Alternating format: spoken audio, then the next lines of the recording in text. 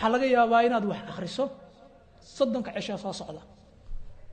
oo taladaba hadda aad ku dhaqaaqdo laakiin aad tiraahdo 30 cisho markaad maraysaa tiraahdo uniyo waxbaan 30 cisho ba akhriyay laakiin waxba iima bixin wali isbedel ma helin ba wali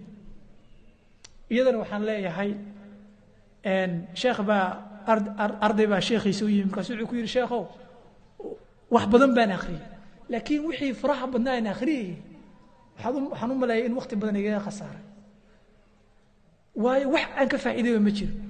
sheekhi xabad timir oo halkan taalo intuu soo qaado wuxuu yiri badan timirta cun wuu cunay markuu cunay wuxuu yiri wax isbedela jirkaaga ma ka aragtaa markaasuu yiri maxaad uga jeedaa markaasuu jirkaaga ma kobcay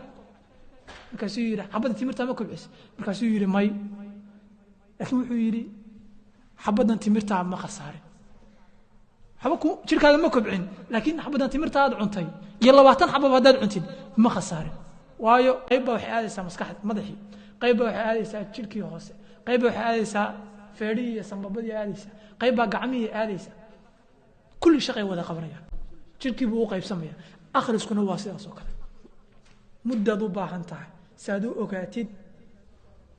wax akhriska natiijadiisa